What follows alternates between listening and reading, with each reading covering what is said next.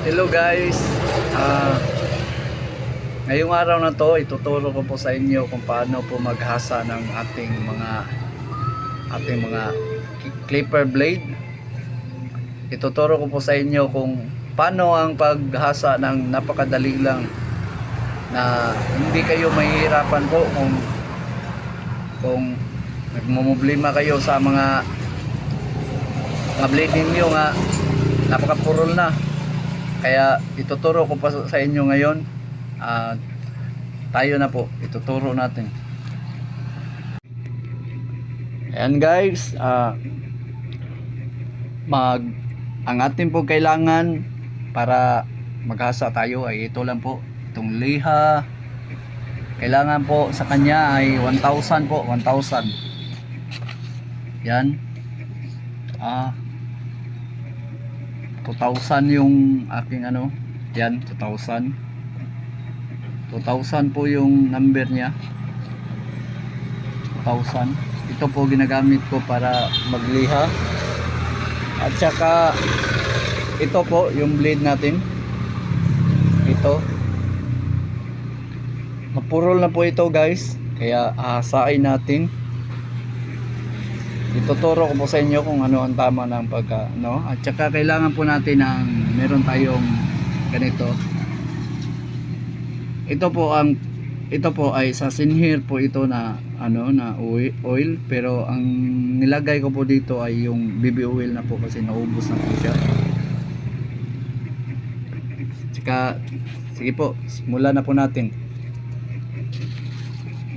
Ginagawa ko, dalawa yung nilalagay ko para hindi siya tumatakbo-takbo yung pag naghahasa ako. Yan. Tapos ang posisyon nyo mga guys, pag naghasa kayo, lagyan lang po natin ng kunting oil yung ating liha. Tsaka ganyan po ang kanyang posisyon mga guys, ganyan ang kanyang posisyon. Tapos diinan mo siya ng paganyan, ganyan po ang pagdiin. Yung ganito, yung mga palad natin dito sa dito, idadakma natin ng ganyan. Tapos lahat ng puwersa natin ay papunta doon lang siya papunta, ganito guys. Ganyan po guys, lahat ng lakas natin ay papunta lang doon lahat. Tapos wag nyong pwersahin na pag ganon. Yung patras ay wala pong pwersa, papunta lang doon ang may pwersa, ganyan. Yan lang mga guys, ganyan lang ang kanyang pwersa mga guys. Yan, hirap kasi pag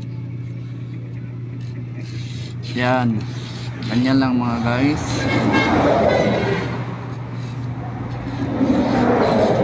Punta lang doon, bigyan nyo siya ng puwersa kapag papunta doon. At huwag nyo nakalimutan ko rin pala na dapat meron kayong salamin para po ma-flat po siya ng maigi. At saka dandahan lang po kasi baka mabasag yung ating salamin. Huwag hindi lakasan masyado para hindi mabasag ang salamin, at saka yung blade nyo baka masira at hindi patuloy siya tumalas at pumurol pa pupurol pa siya. Kaya ganyan lang mga guys, ganyan lang yan mga guys. Yung pahila ay walang puwersa, ang papunta doon ay ang may puwersa. Yun, kahit pagbilang lang kayo ng mga 50 ang ganon. Yun, maano siya. Lagyan natin ng paa. Guys, kahawak kasi ako sa camera kaya hindi ko mahawakan yung yan lang, ganyan lang. Ganito lang din naman ginagawa ko guys. Ganyan lang.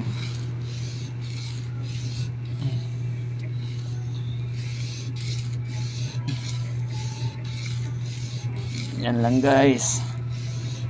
Para tumalas ulit yung mga ano nyo, mga blade nyo na hindi nyo na ginagamit. Pag talagang napakapurol na ng inyong mga blade,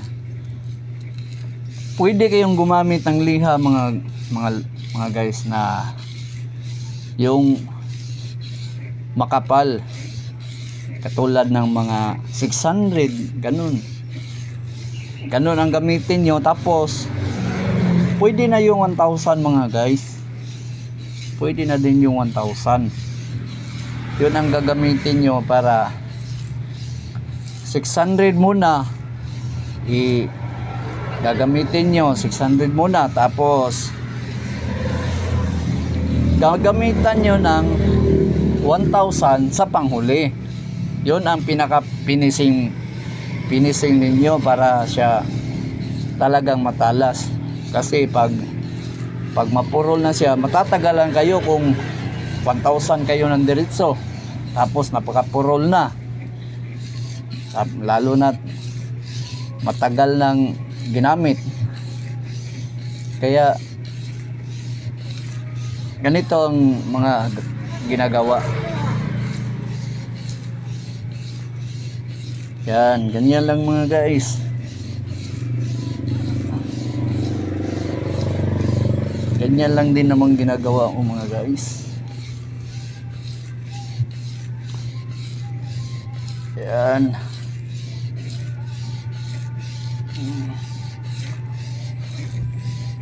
Basta wag nyong bigyan ng puwersa yung paatras, yung papunta lang dun.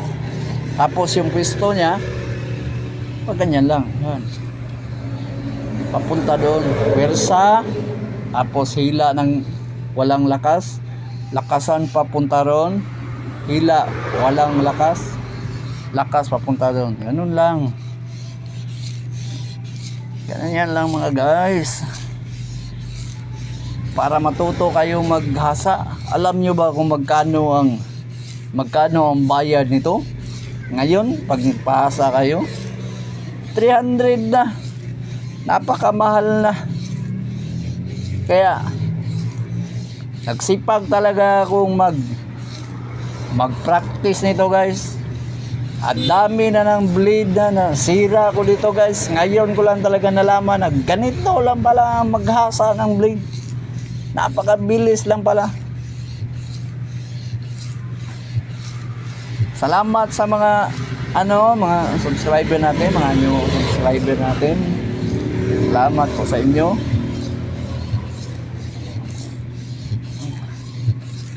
Nadagdaga naman yung subscriber natin ngayon ng 6. Yan mga guys, titingnan natin.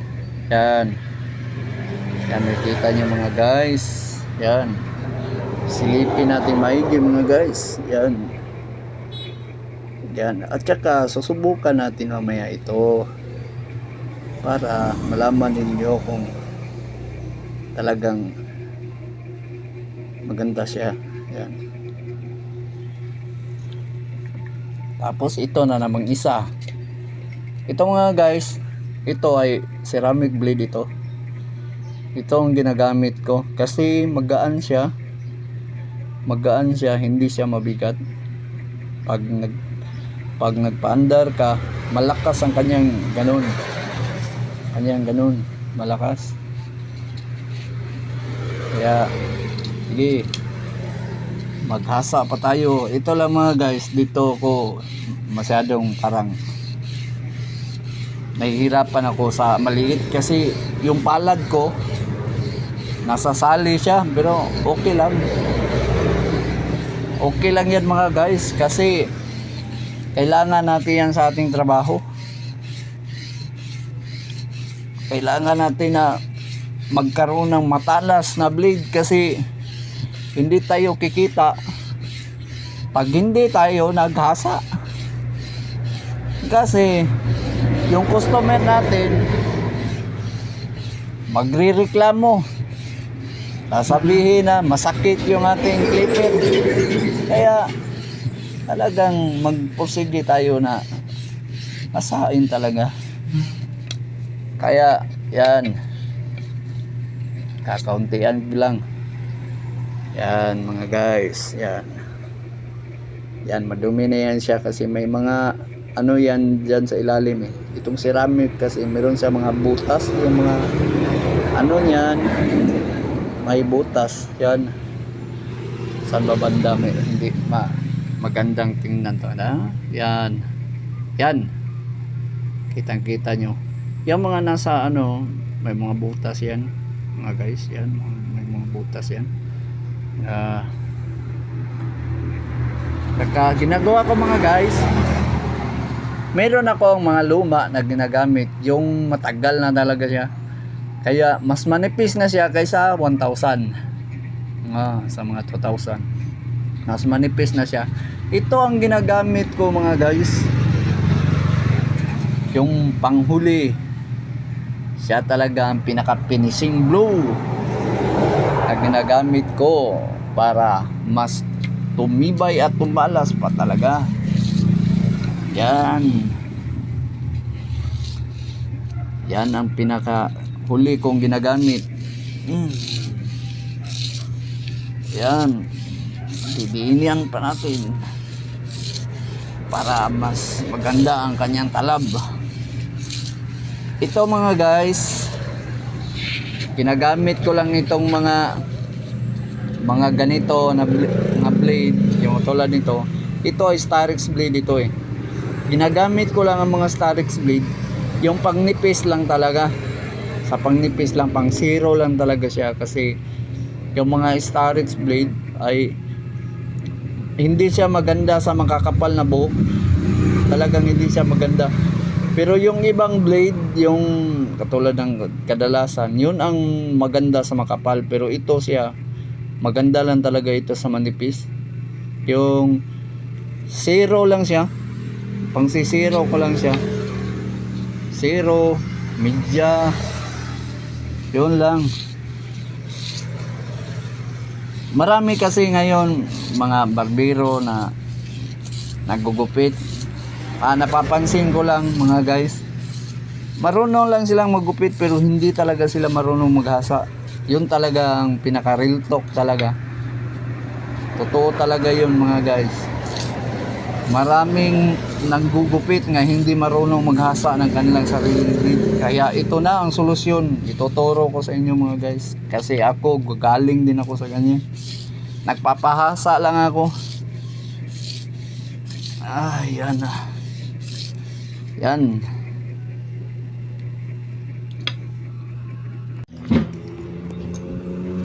Yan mga guys. Natapos ko nang hasain yung ating blade, ceramic blade. Yan mga guys. At saka yung isa. Yan guys. Yan yung isa. Yun. Ilalagay na natin siya mga guys. Ilalagay na natin siya. Yan guys. Nalagay na natin yung ating bagong hasa na blade. Yan. Susubukan natin mga guys. Kukuha lang tayo ng guys, salamat po sa ating panonood at saka sa ating tutorial sa paghasa ng blade. Sa susunod, hanggang sa sunod po, salamat po. Huwag niyong kalimutan po mag-like and subscribe sa ating YouTube channel para masusundan pa yung ating mga video. At kung gusto nyo pong mga ganitong mga content po, mga pagtuturo, sundan nyo po ako at marami po tayo matututunan sa ating live ating video. Salamat po. Salamat hanggang sa susunod. Yan guys. Yan, ito yung hinasa natin mga guys. Yan nyo guys. Yan, matalas na siya guys. Yan guys. Matalas na siya. Hindi lang siya ano talaga sa makapal guys, kasi pangnipis lang talaga itong ating ano Starix, kaya hindi po siya bagay sa makakapal. Yan guys, yan matalas na siya mga guys, yan oh. Yan guys, makikita nyo naman yan oh. Yan, madali lang siya maputol. Yan. Yan guys.